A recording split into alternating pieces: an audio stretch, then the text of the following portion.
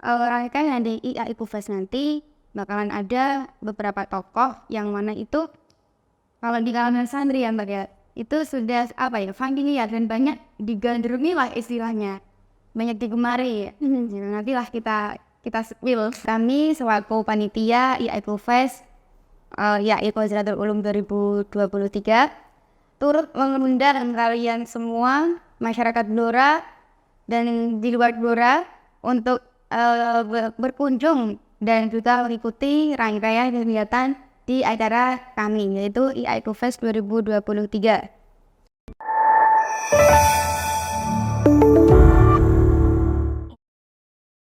Assalamualaikum warahmatullahi wabarakatuh. Kembali lagi di Inspira Podcast, cerdas dan menginspirasi bersama saya Roiha. Hari ini kita akan berbincang mengenai IAIF Fest bersama saudara kita ada Mbak Salma Nabila dan juga Mbak Tasila Indana Zulfa, di mana Mbak Salma Nabila sendiri merupakan anggota divisi PSDM dari Dema IAI Hasinatul Ulum. Kemudian Mbak Tasila sendiri adalah Presiden Mahasiswa IAI Hasinatul Ulum, yang mana keduanya ini juga sebagai penanggung jawab serta ketua panitia di IAIF Fest ini. Jadi kita akan berbicara santai dan bertanya-tanya banyak untuk menggali informasi lebih dalam mengenai IAIF Fest. Kira-kira apa sih tujuan dan juga perencanaan dari IAIF Fest ini? Baik, terima kasih. Sebelumnya selamat pagi teman-teman online Inspira Podcast. Kalau dari saya pribadi ya, untuk tujuan utama dari diadakannya IAIF Fest yaitu yang pertama dan yang paling utama itu untuk mengenalkan kampus kita kepada masyarakat Blora. Karena apa? Kebanyakan masyarakat Blora sendiri itu tidak mengetahui keberadaan kampus kita. Bahwasanya kalau Khazinatul Ulum itu ada kampusnya. Selama ini yang mereka ketahui hanya Khazinatul Ulum itu hanyalah pondok pesantren. Padahal kan ternyata di dalamnya banyak sekali lembaga-lembaga pendidikan, ya kan? Nah, salah satunya itu. Kemudian tujuan lainnya yaitu terutama untuk mengembangkan potensi dari mahasiswa IAI Fest sendiri sih, dari potensi dari mahasiswa IAI Khazinatul Ulum sendiri, yang mana biar kita itu dianggap mampu dan kita bisa menunjukkan kepada masyarakat luar bahwa kita itu mampu mengadakan acara sebesar ini yang insya Allah nanti akan kami laksanakan di tanggal 22 Desember sampai 24 Desember. Itu. Mungkin dari Mbak Salma bisa menambahi. Sebelumnya selamat pagi masyarakat online Inspira Podcast. Jadi dari saya tujuan utama dengan IAIF Fest ini yang tidak lain adalah kita bisa mengenalkan ya adanya IAI Hazin itu ada karena kita juga bisa menarik perhatian dari tidak hanya sederajat siswa-siswi MA, SMK maupun SMA, akan tetapi kita juga bisa mencuri perhatian guru dari TK, PAUD, SD, SMP maupun masyarakat umum. Jadi selain dari kita bisa mengenalkan kampus kita ya, kalau siswa-siswinya bisa tertarik, apalagi gurunya gitu. Apalagi acara IAIF Fest ini kan di hari liburan, jadi mungkin kita bisa sih membuat event-event ini tuh asik dan menyenangkan, tidak hanya monoton intelektual karena mereka kan sehabis melaksanakan ujian maupun UAS dan sebagainya itu pasti membuang energi berpikirnya mereka. Jadi kita buat event ini lebih asik dan menyenangkan nantinya. Dan di sisi lain juga kita bisa membrandingkan kan apa yang dikatakan Bu Presiden kita bahwasanya IAIF Fest ini itu nantinya akan dikenal oleh banyak masyarakat umum Blora, di luar Blora maupun di luar Jawa Tengah. Dan bantuan dari panitia IAIF Fest ini serta dari partisipan yang lainnya, sponsor maupun pemkap sendiri itu bisa mengenalkan banget kalau AI Cuisine tuh ada di Blora. Seperti itu. Kira-kira ada nggak sih ukuran keberhasilan tertentu untuk keberlanjutan acara ini nantinya? Apakah ada hal-hal yang harus seperti ini nih atau bagaimana begitu? Mungkin ada ukurannya. Kalau dari Mbak Salma sama Mbak Nasila sendiri seperti apa? Saya dulu ya mungkin ya. Silakan. Gantian gitu.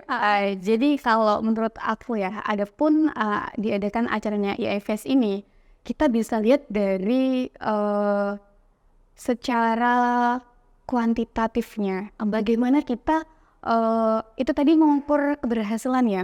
Bagaimana kita melihat kuantitatif dari acara AI Fest ini, bahwa kita juga mengundang banyak tamu undangan khusus maupun tidak khusus. Terus ada juga mengundang kampus-kampus lain, entah itu di internal Blora sendiri maupun di luar Blora. Terus ada kita seperti mengundang dari sederajat SMA, MA maupun SMK di Blora sendiri. Jadi perhitungan dari situ pun kita bisa ada lagi dari pondok pesantren, kita tidak melupakan ya, karena basic kita di IAIku Cuisine ini juga santri kan. Jadi banyak pasti yang terlibat nanti di dalam acara AI Fest ini.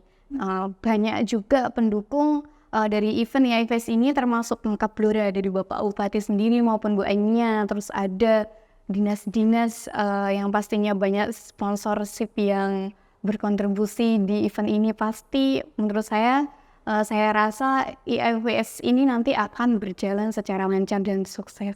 Itu tingkat keberhasilannya, semoga itu harapan dan tingkat kami dari panitia. Seperti itu. Mungkin ada dari beberapa sama kita. Sebenarnya semua itu sudah terwakili sama Mbak Salma tadi ya yang diutarakan. Namun dari kami sendiri juga berusaha untuk selalu mensolidkan dari panitia sendiri ya kan. Adanya keberhasilan suatu acara kan tergantung dari bagaimana panitia itu melaksanakan kan. Ya mungkin memang ada yang mengorbankan waktunya, pikirannya dan sebagainya. Tapi ya itu untuk demi keberhasilan kita bersama ya kan. Nggak mungkin dong kalau acara besar kita mengharapkan acara sukses tapi kita sebagai panitia nggak mau mengorbankan waktu ataupun tenaga ataupun pikiran kita. Jadi kan seperti itu. Nah kemudian untuk tingkat kesuksesannya sendiri kan nanti kan di acara tersebut ada beberapa lomba yang menurut kami itu yang sifatnya nggak terlalu berat ya Mbak, karena kan ini dilaksanakan pada hari liburan. Jadi kami memilih lomba-lomba yang sekiranya itu enak, orang itu juga bisa tertarik dan ikut mendaftarkan dirinya gitu. Jadi salah satunya ya itu tadi. Ada pasaran audiens tertentu enggak untuk mengikuti acara ini? Gimana? Pasaran audiens kira-kira yang jadi target untuk jadi peserta dalam itu pasti siapa aja sih? Oh gitu. Ada orang nggak cukup perwakilan saja yang jawab. Dari saya dulu ya. Oke. Jadi sudah yang seperti kita sangkut pautkan dari tadi ya, sudah kita bahas bahwasanya sasaran kita itu fokusnya karena ini lebih ke IAIku Fest, bukan hanya untuk mahasiswa-mahasiswi sederajat SMA, MA maupun SMK, tapi kita bisa mencakup lebih banyak, lebih luas lagi di dalam Blora. Masyarakat umum, masyarakat online yang belum tahu tentang acara ini juga bisa kita tarik minatnya, tarik perhatiannya. Jadi tidak hanya siswa-siswinya saja, tapi guru-guru pun juga mungkin bisa minat ya, karena liburan daripada rugi karena uang pergi, tapi niatnya ingin pergi itu untuk happy dan bisa mendapatkan hadiah, banyak trofi dan lain sebagainya. Hal itu udah cukup banget untuk sasaran kita di AI Fest ini tuh banyak banget.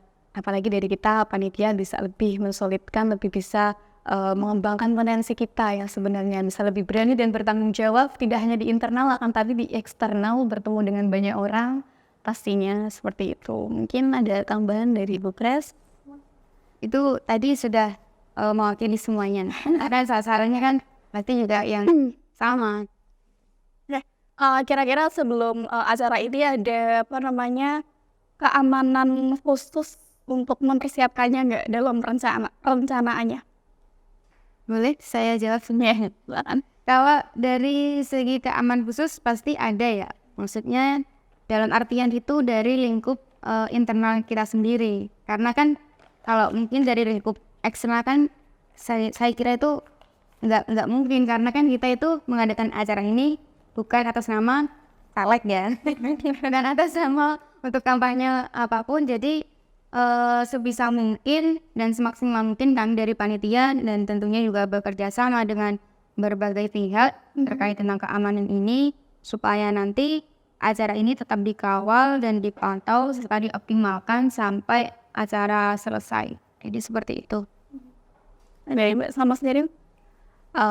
Kalau dari saya sendiri ya, terkait keamanan khusus di acara maupun di pra-acara tentunya kita juga harus tetap bisa mengoptimalkan seperti yang dibilang Bu Presma kita untuk penjagaan sarpras ya. Kalau udah disediakan, sudah ditata sebelum pra-acara, itu kita sudah membuat strategi dari si keamanan kita sendiri, bahwasanya kami rasa dari si keamanan sudah bisa mengoptimalkan sih dan meyakinkan kita bahwa dia bisa menjaga dan menjalankan tugasnya dengan baik dan benar. Jadi kita tidak hanya dibantu dengan sisi keamanan aja, kita juga kita ada satu banser yang membantu mereka untuk lebih ketertiban keamanan khususnya agar lebih baik, berjalan dengan baik.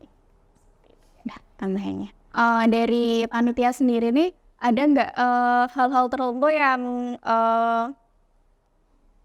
kalian inginkan supaya para peserta ini memiliki kesan yang menarik setelah mengikuti acara ini gitu? Ada nggak sih mungkin rencana-rencana yang sengaja dibuat supaya para peserta dan juga para penonton ini bisa antusias dan berkesan setelah mengikuti IAI Eco Festival?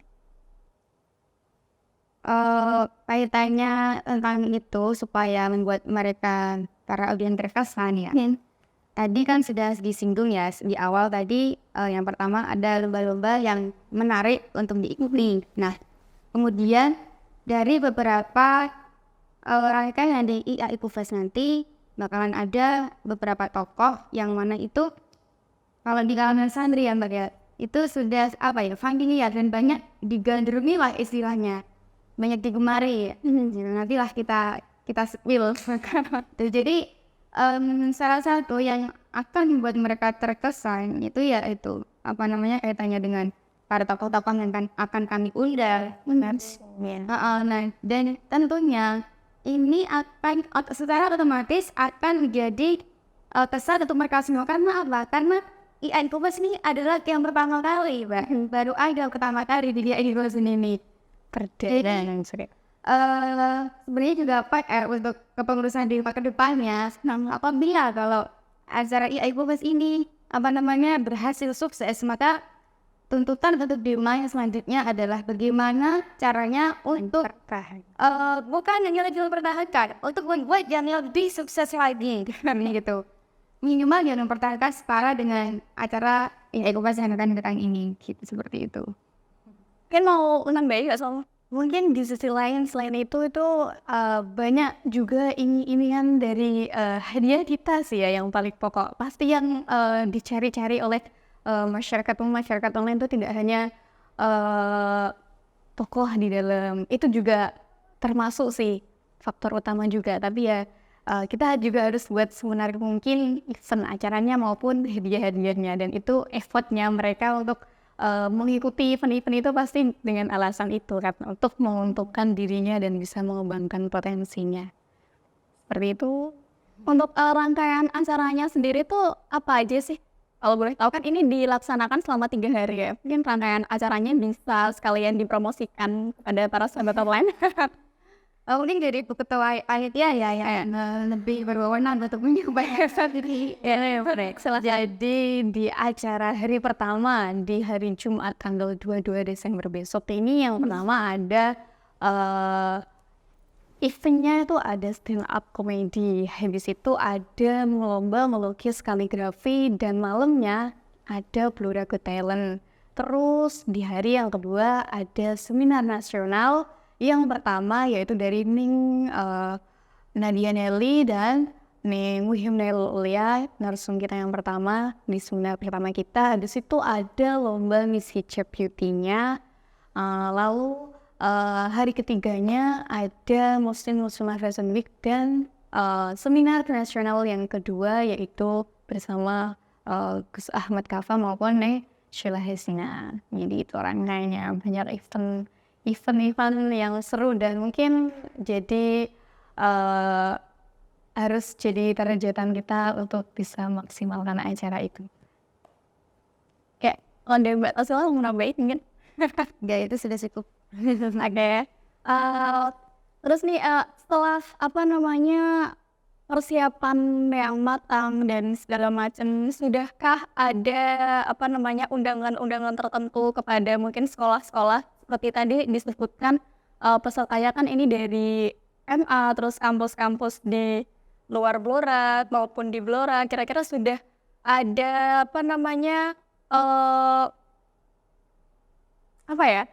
sudah ada tindakan dalam penyebaran undangan tersebut nggak? Kalau untuk penyebaran undangan itu alhamdulillah sampai saat ini tuh undangan sudah tersebar semua ya Bang. Alhamdulillah sudah tersebar semua, yang mana untuk undangan kepada sekolah-sekolah di Blora, kemudian untuk kampus-kampus tetangga ya seperti Al Muhammad, Stain Muhammadiyah gitu. Kemudian juga dari kami kan sudah tergabung dalam kepengurusan BMPTNU Perda Timur ya. Ini kami juga mengundang beberapa kampus dari luar daerah seperti ada Stai Pati, Ilmafa Pati, kemudian Stai Al Hidayat Jepara, ya Al Muhammad gitu.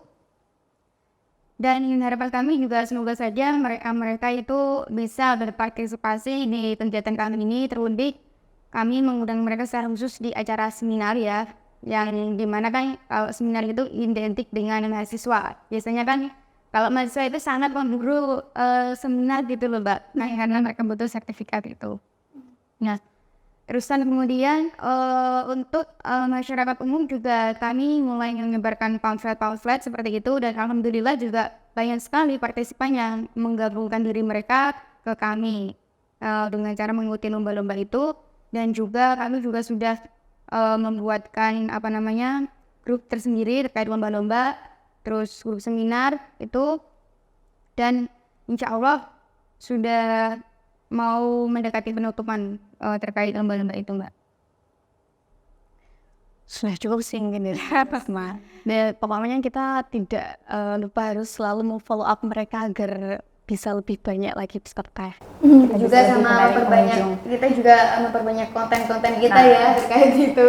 Itu yang utama. Dan kita juga bekerja sama dengan Bluesmate Blora kita sendiri. Ada 21 akun ya. Yang alhamdulillahnya mereka juga menerima dengan lapang dada apapun konten kita, apapun flyer-flyer kita. Mungkin nanti teman-teman bisa dicek ya terkait 21 akun tadi, yang pasti akan ada wajah-wajah kita di sana. Jangan bosen pokoknya. Oke. Tadi sudah dijelaskan sama Mbak Tasila dan juga Mbak Salma kalau keberlangsungan acara ini didukung oleh berbagai pihak, mulai dari dinas-dinas pemerintahan, juga dari pemerintah Blora sendiri. Kira-kira berapa banyak pihak sih yang mensponsori acara ini?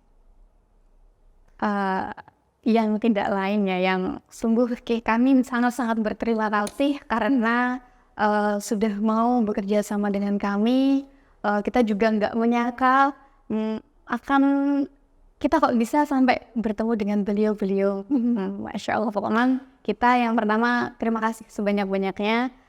Yang pertama ada dari Jarum, ada dari Bank BRI, ada dari Basnas, ada dari Tekota juga, dinas-dinas lain seperti Dinas Pemberdayaan Masyarakat, Dinas Pendidikan, Bapeda Blora, ada Dinparenaker, Dinas Penanaman Modal, Lingkungan Hidup, ada BMA juga, Al-Hikmah, BMT Anawal, ada juga BMA Kenduran, yang itu tidak lain lagi dan ada yang lain-lain dan sebagainya. Pokoknya dari kami juga sangat berterima kasih sudah mau berpartisipasi di acara event kami Ecofest.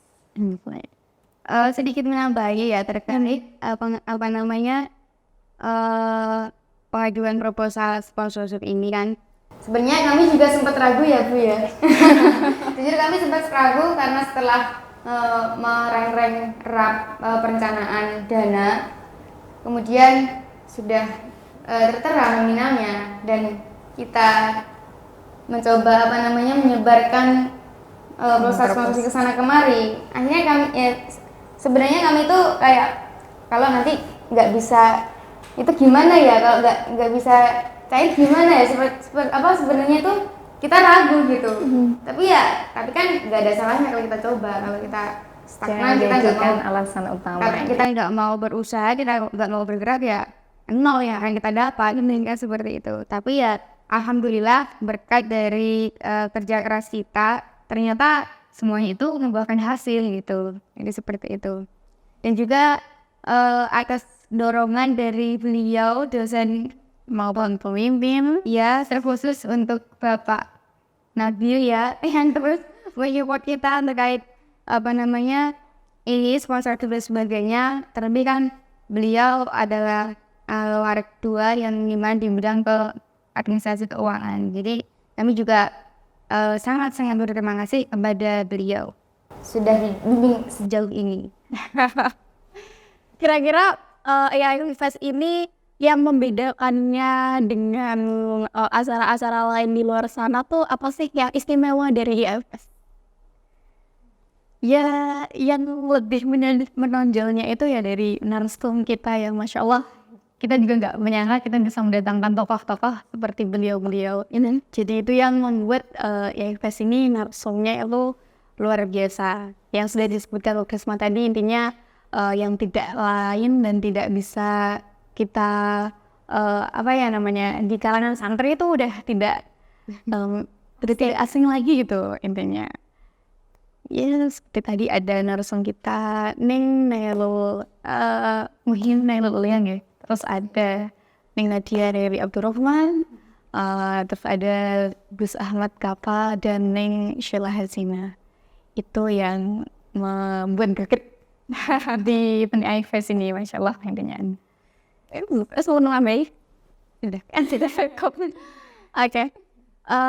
Kemudian saya ingin supaya Mbak Salma sama Mbak Tasila ini mempromosikan kepada para teman-teman online, kepada para sahabat online agar mungkin ada yang mau mengikuti Ecofest atau menghadiri acara ini dan meramaikan. Silahkan untuk mempromosikan acara ini. Jadi ya intinya dari kami panitia Ecofest, marilah warga online, masyarakat Blora, internal maupun eksternal Blora maupun eksternal luar Jawa Tengah, intinya mahasiswa, siswa-siswi, bapak ibu guru dan masyarakat umum yang lainnya, meriahkanlah, ikutilah dan hadirilah acara Ecofest ini dimanapun kalian berada. Kita membuat acara Ecofest ini di Grana Nusantara. Mungkin ada tambahan dari Bu Preds.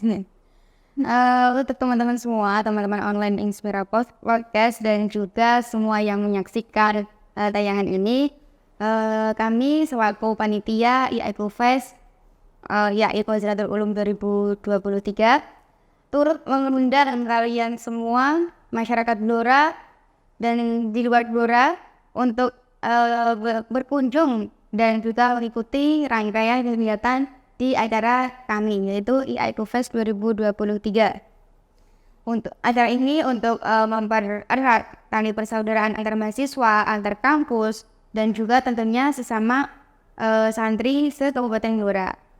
Gitu. Kami juga punya satu slogan untuk acara Ecofest ini. Mungkin boleh? Dia silakan. Ininya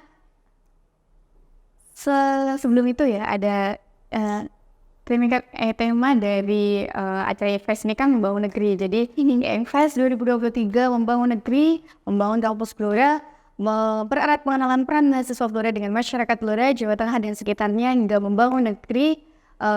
Slogan kita yang terakhir, ayo Bres. Yuk. 1, 2, 3. IFES membangun negeri. Salam santri, salam mahasiswa. Luar biasa sekali. Dan terima kasih sudah mau menyempatkan waktunya untuk hadir di sini dan memberikan inspirasi kepada para sahabat online.